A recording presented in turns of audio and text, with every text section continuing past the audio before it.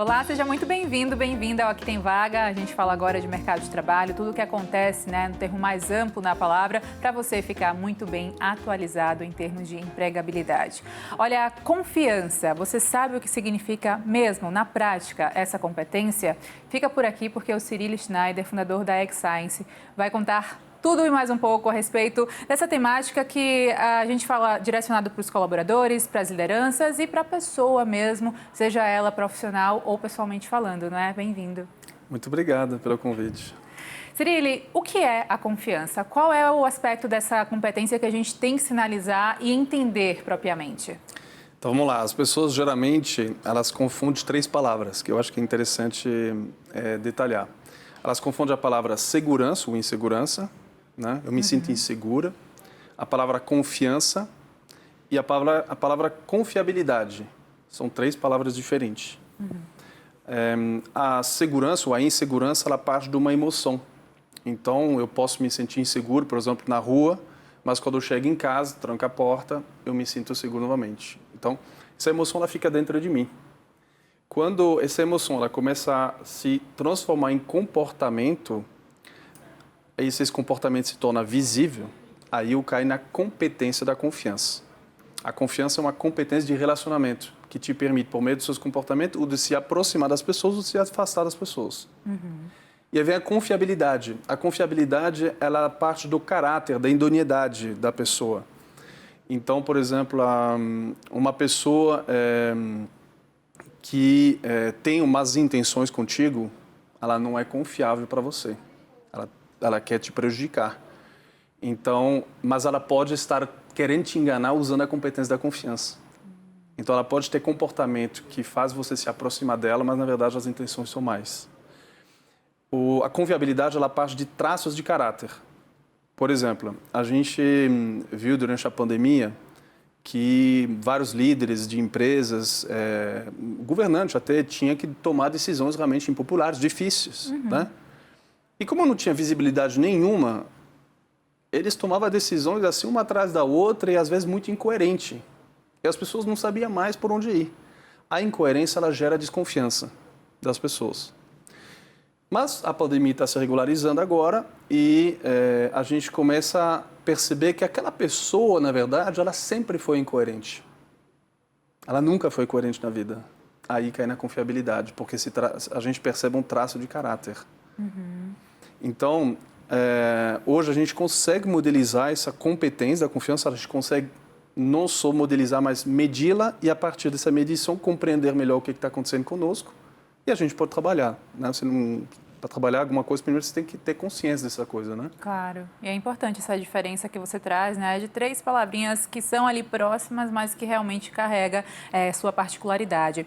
Agora, termômetro para essa confiança ser utilizada. Vamos olhar para o mercado de trabalho, para o ambiente onde você tem seus pares, tem pessoas que você precisa viver em harmonia, né? E aí a gente fala das soft skills, que a confiança também está enquadrada. Como é que a gente desenvolve ela a ponto de não ser extremamente arrogante ao ser muito autoconfiante e também não ser passado como não sentir tanta firmeza nessa pessoa? Tem uma coisa, falando de liderança especificamente, por exemplo, né, eu falo que a confiança é uma grande competência da liderança. Sempre foi, na verdade, só que agora acho que com a pandemia, afastamento social, os líderes tiveram que se desdobrar para poder conseguir manter o nível de relacionamento que eles tinham com as suas equipes, apesar da distância do home office e tudo mais. Então, porque quando você vê a pessoa que você lida com ela todo dia, você consegue sentir as coisas. O feeling, mas né? Como que você faz isso através de uma câmera, né?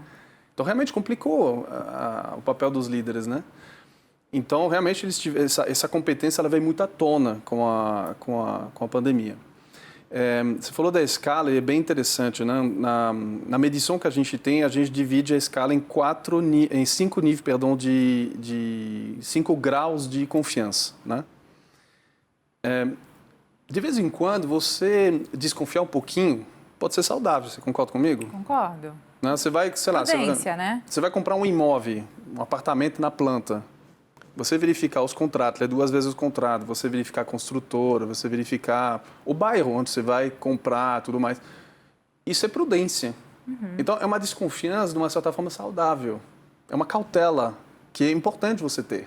Existem algumas funções no mercado que requer essa prudência. Pega sei lá, umas pessoas na área de finança, um controller financeiro, um juiz, um delegado da Polícia Federal, sei lá, um investigador, um jornalista. O jornalista, ele tem que ficar esperto, não tem que ficar esperto? Então, assim, ele precisa, de uma certa forma, para ter esse lado investigativo, ele tem que usar um pouco dessa desconfiança, né? Então, às vezes, desconfiar um pouquinho não é ruim, né? Numa medição de 0 a 100%, a gente considera que entre 50% seria quando você está acima do muro, sabe? Você fala assim, eu vou pagar para ver? Sei. Esse é 50%. Você fica lá só observando, né? Então, matematicamente falando, a confiança de uma escala de 0 a 100, ela começaria com 51, né? Essa seria a medição da confiança. Então, entre 40 e 60, a gente está nessa zona de prudência, né? Abaixo de 40, entre 40 e 20, eu já começo a afastar as pessoas. Então, quando meus comportamentos, realmente, as pessoas começam a se distanciar. Né? Ou eu quero me distanciar delas, ou elas querem se distanciar de mim. Né? Abaixo de 20, a gente entra num grau de perigo. É quando as pessoas, ela se torna agressiva. Sabe quando a pessoa fala assim, ela se sente encurralada e não vê outro jeito de que atacar? Então, é quando as pessoas querem se vingar, por exemplo. Né? Então, o comportamento de vingança, elas estão nessa faixa abaixo entre 20% e 0%. A zona ideal de competência seria de 60% a 90%. Né? Entre 60% e 90% a gente está na zona de competência, quando a gente aproxima as pessoas, a gente ganha os contratos, a gente... ou os outros se aproximam da gente, ou a gente quer se aproximar dos outros. Né? Então, esse é o mundo ideal. E aí a pessoa fala assim, mas e por que não 100%? Porque justamente entre 90% e 100%, a gente tem um grau que a gente chama de A e C. A de arrogância, I de ingenuidade e C de confiança consolidada. Então, por exemplo, assim, eu estou casado há 19 anos, já passei tantos perrengues com minha esposa, que eu posso afirmar, eu tenho evidência que mostra que eu posso dizer, afirmar que eu confio 100% na minha esposa. Sim. Isso é uma confiança consolidada, ela foi construída durante 19 anos de casamento. Então, é uma coisa. Agora, se eu bato no peito e falo assim, todos os meus clientes confiam em mim. Não é por aí. Aí você fala assim, tem certeza mesmo? Que 100% dos seus clientes confiam em você? E aí vem aquela estatística, né, que diz que geralmente os acidentes acontecem no caminho de casa, né? Sim. Porque a pessoa justamente é autoconfiante demais, ela se descuida e aí acontece o acidente. Então, confiar demais é perigoso também. Então, se você for ver, as duas extremas são perigosas. Né? Abaixo de 20 é perigoso, acima de 90 é perigoso. Então, a gente fala que o ideal seria navegar entre os 40, que é um pouco de desconfiança cautelosa, e os 90. Esse seria o mundo ideal. Né? E isso eu diria que é um treino. Né? É um treino porque, por mais que a gente pode entender de tudo sobre a confiança, eu conheço todos as dimensões, os níveis da confiança, toda a modelização da confiança, isso não me obriga em confiar em ninguém. Com certeza. Porque às vezes a pessoa que está na minha frente não merece confiança. Tem o grau de merecimento também que é importante. Agora, vamos imaginar uma cena de entrevista de emprego, por exemplo. Que todo mundo fala, né? Tem que chegar autoconfiante, né? Coerente também com aquilo que você coloca ali no seu currículo, ou o que você vai falar, ou o que você realmente tem de experiência. Como é que a competência e a confiança fica analisada nesse sentido? Então, aí a gente vai para...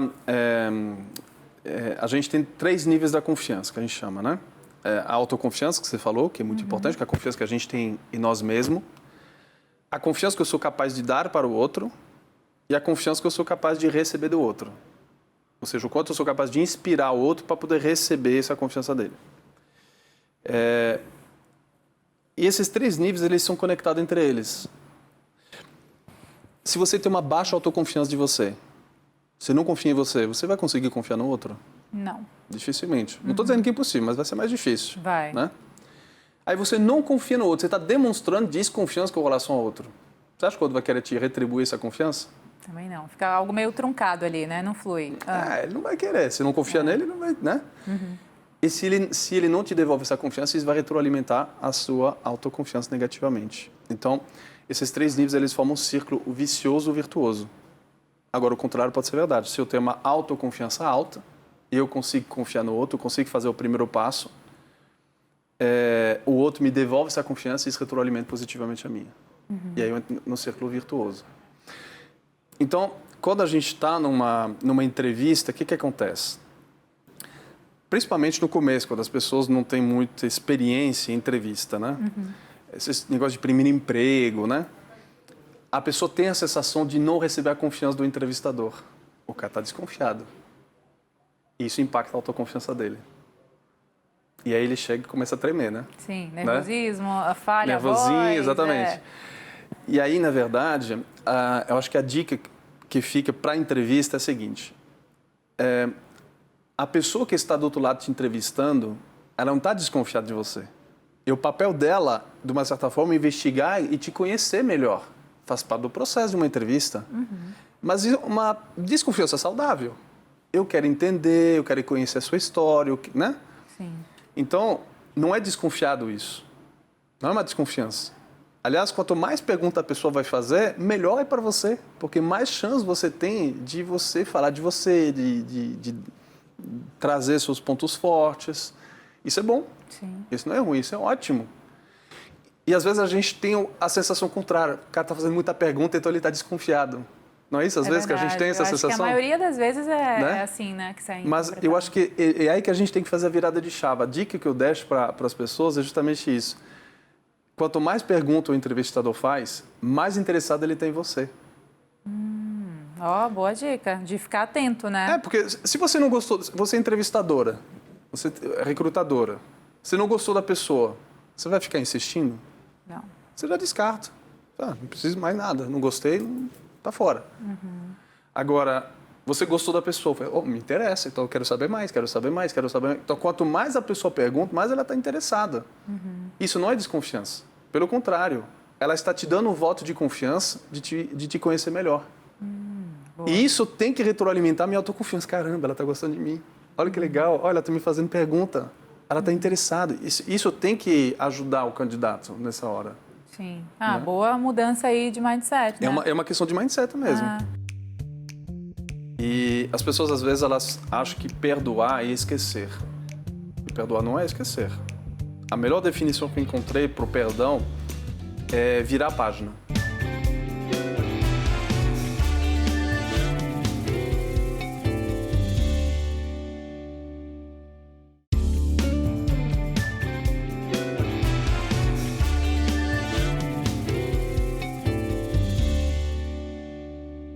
Agora, Cirili, confiança e merecimento. Tem um paralelo aí? Quanto mais confiável ou passar esse sentido de confiança ou ser mesmo autoconfiante, também está interligado ao grau de merecimento da coisa ou não é bem por aí, Lene, depende? Veja só, uma das dimensões da confiança são 9 dimensões, né? Depois eu posso citar elas, mas para responder a tua pergunta, uma das dimensões é a dimensão do perdão, né? E as pessoas, às vezes, elas acham que perdoar é esquecer. E perdoar não é esquecer. A melhor definição que eu encontrei para o perdão é virar a página. Né? Todo mundo tem seu livro da vida. Sim. Quando você perdoa, você vira a página. Você não está arrancando a página. Esquecer seria arrancar a página do livro. Não estou arrancando nada. Vai continuar lá escrito. Né? E eu me dou a oportunidade de escrever um novo capítulo. Quando me dou essa oportunidade de escrever um novo capítulo, é um ato de libertação. A dicotomia do perdão é o rancor. Sabe aquele negócio de gato escaldado ter medo de água fria? Cara, me lasquei tanto que isso aqui nunca mais vou fazer na vida. Sim. Né? E aí a gente fica com aquelas crenças, né? A gente cria um monte de crença na nossa cabeça que acaba nos limitando, na verdade. A gente nos trava. Verdade. Quando a gente abre mão disso, quando a gente vira a página, é um ato de libertação. Quando eu perdoo o outro, o que o outro vai fazer com esse perdão? Esse problema é dele. Mas eu me liberto disso. Eu não vou ficar magoado. Eu não vou ficar rancoroso com isso. Né? Então eu decidi seguir em diante. As pessoas, elas confundem também perdoar com isentar a justiça. Perdoar não é isentar a justiça. Imagine que você, sei lá, sofre um acidente de carro, né? Carro destruído, você sai ilesa, você entende que foi um acidente, então você decide perdoar a pessoa, porque você não quer ficar magoado com ela, mas isso não quer dizer que ela não vai ter que pagar teu carro. Sim. Isso é justiça. Qual o grande problema? É que a gente vive numa sociedade em que tem muita injustiça. Então, claro que é mais difícil virar a página quando eu me sinto injustiçado. E aí vem a questão do merecimento que você estava perguntando. Você está numa relação e todo mundo falha. Então, eu tenho comportamentos que vão gerar desconfiança, né, natural. Tem altos e baixos, todo mundo é feito de emoções, então a gente, né, tem nossos altos e baixos, ok? E eu posso, de repente, pisar na bola. Bom, o outro pode me perdoar uma vez. Aí, beleza, ele me deu esse voto de perdão e segue em frente, vamos escrever um novo capítulo. Só que se isso começa a se repetir muitas vezes. Ou Vem seja, um abuso de confiança aí, né? exatamente. E aí vem a questão do merecimento. Você merece mesmo? Pô, eu já te perdoei 3 vezes, cara. Vai ter 4, 5, 10 vezes? Não. Chega um momento, a pessoa fala, chega. Sim. E aí cai nessa questão da confiabilidade que a gente estava falando. Essa pessoa não é confiável, eu não vou mais confiar nela, acabou. Não é digno de confiança. Já confiei antes, perdoei. Não sou besta também, não sou trouxa. Então, tem um momento que chega, né? Então, isso é uma coisa que as pessoas, acho que elas têm que ter em mente também. O perdão, ele é importante para seguir em diante, né? E lembrando que o perdão, ele acontece primeiro comigo, é um ato de libertação comigo, mas também não posso ser ingênuo. Seria ingenuidade, né? Ficar perdoando o tempo inteiro. Alguém que quer te prejudicar. Isso não dá. Agora, você citou inicialmente o cenário da pandemia, que obviamente trouxe muita mudança em termos de relacionamento mesmo humano, não só pelo remoto existente, pela digitalização que inicialmente foi forçada e posteriormente foi aí, né, fazendo cada vez mais parte do dia a dia, como hoje a gente não se vê mais sem aplicativos, startups existindo e tal. Mas saúde mental também foi um tema que veio muito forte com a pandemia e isso também impacta em termos de relacionamento humano, né? A gente tem burnout, tem pânico, depressão, ansiedade. Tudo isso também dentro do esgotamento quando a gente olha para o cenário de mercado de trabalho. Como trabalhar esses pontos? Quem sabe a confiança vem a ajudar de certa forma? Como é que a gente introduz esse aspecto, essa competência também na tratativa da saúde mental?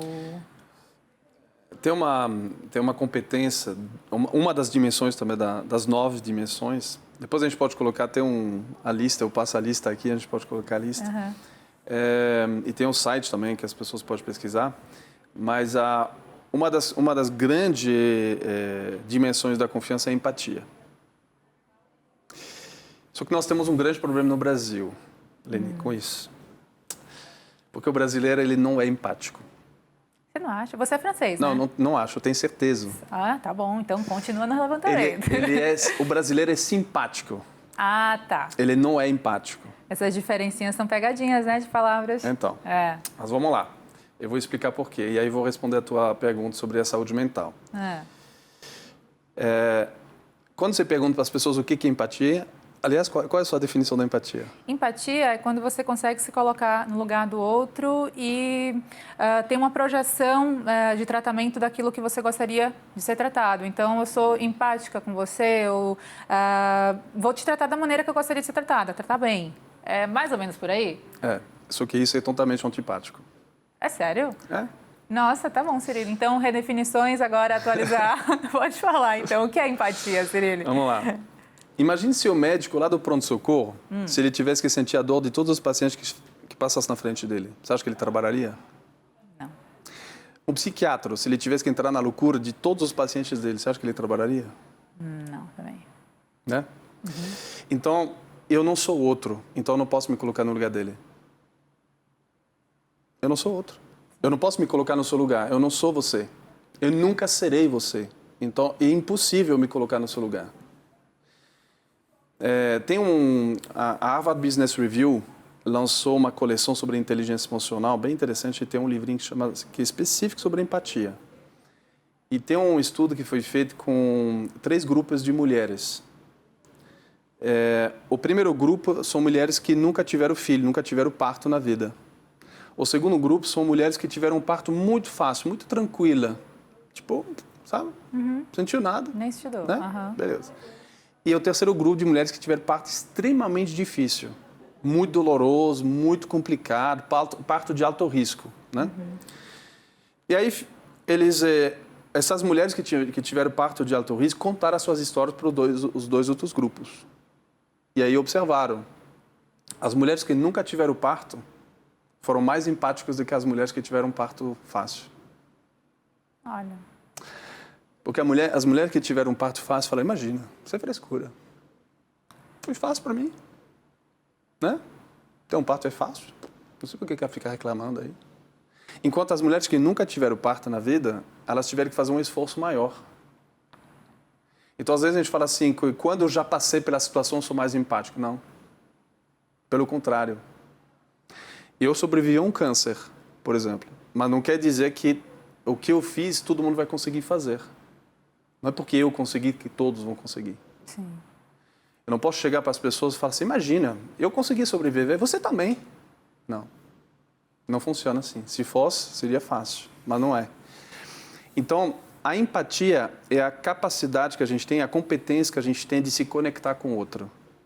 E para me conectar com o outro, eu tenho que saber fazer duas coisas. A primeira, reconhecer as diferenças dele e depois aceitá-las. Boa. Isso não é fácil. Eu vou te explicar por quê. Principalmente no Brasil. Aí eu vou te explicar por que o brasileiro não é empático, ele é simpático. Porque o brasileiro é uma cultura baseada em relacionamento. Uhum. Numa cultura baseada em relacionamento, o nosso principal motivador é o reconhecimento social. Então, para ser reconhecido socialmente, para me sentir reconhecido, eu quero que todo mundo concorde comigo. E quando alguém discorda de mim, ele está me discriminando. E se ele me discrimina, ele se torna um opositor, ele se torna um inimigo. E aí que vem a grande virada de chave que a gente tenta ensinar nas empresas, né, principalmente. O brasileiro não faz a diferença entre aceitar e concordar. Eu posso aceitar que você tem uma opinião diferente e não concordar contigo. Mas eu posso respeitar a sua opinião, eu posso respeitar a sua decisão, o seu ponto de vista, e não concordar com você. Não, a gente está deixa eu ver nessa época de eleição, olha a polarização que está acontecendo. Porque as pessoas também se tornam inimigos por não concordar uma nas outras. E elas têm o direito de não concordar. Mas um tem que aceitar a opinião do outro. Isso se chama respeito. Né? Hoje todo mundo fala muito de diversidade, né?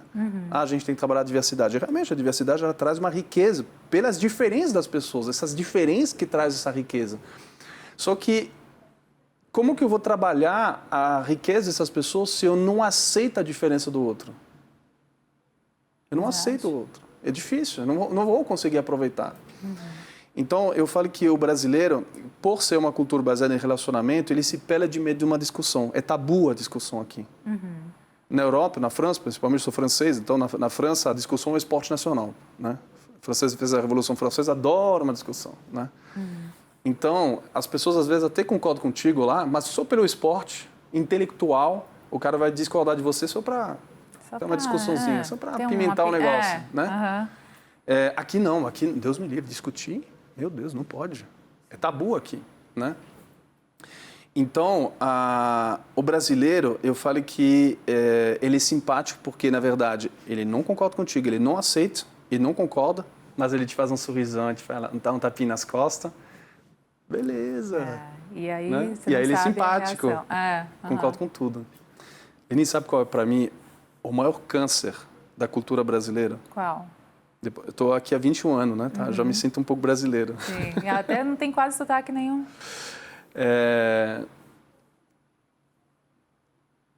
O grande problema do brasileiro, como ele se pela de medo de discussão, né? De confronto, ele tem aquele pensamento, deixa para lá.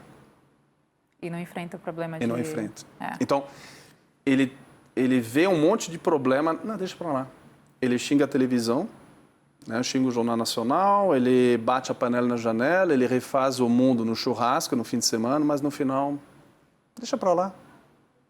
Ele vê as coisas erradas acontecendo na rua, ele vê crime acontecendo, mas deixa para lá. E aí você pode escalar isso para onde você quiser, para corrupção, para um monte de coisa, deixa para lá. Né? Então, esse é um grande problema porque a gente não enfrenta realmente os problemas. As pessoas não enfrentam, sabe? Sim. Cirília, a gente está quase chegando ao final. Antes de mais nada, eu vou só abrir aqui para um quadro que a gente tem uma perguntinha de telespectador que manda no e-mail que já está aparecendo na sua tela. Aqui tem vaga@band.com.br, é o espaço que a gente abre para você conversar com um especialista que vem aqui até o estúdio para falar sobre mercado de trabalho e carreira. E eu finalizo, pedindo sua contribuição com a pergunta da Maria Fernanda. Ela pergunta o seguinte: o RH é responsável também pela ponte entre especialistas e métodos que possam ser direcionados aos colaboradores se tornarem mais confiantes?